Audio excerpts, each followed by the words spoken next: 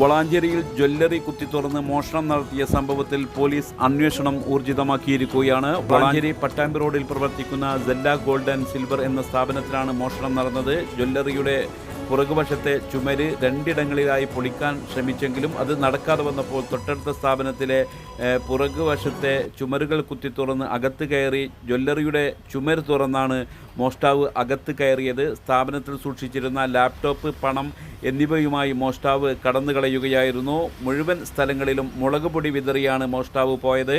Valanchery police സ്ഥലത്തെത്തി അന്വേഷണം ആരംഭിച്ചു. SI-മാരായ ബാബു, ജോബ് എന്നിവരുടെ നേതൃത്വത്തിലുള്ള പോലീസ് സംഘമാണ് സ്ഥലത്തെത്തി അന്വേഷണം ആരംഭിച്ചിട്ടുള്ളത്.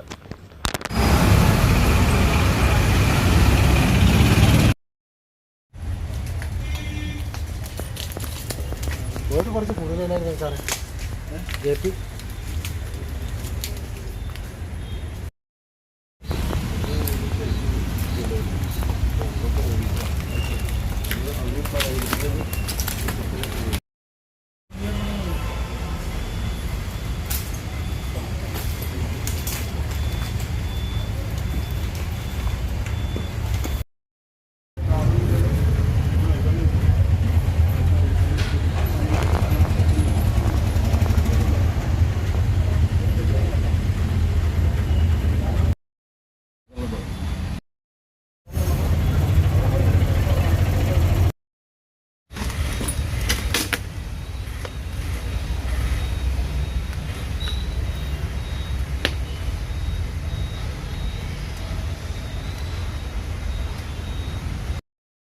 പഠിക്കുന്നത് എംപയർ കോളേജിലാണെങ്കിൽ ജോലി വെറും സ്വപ്നമാകില്ല.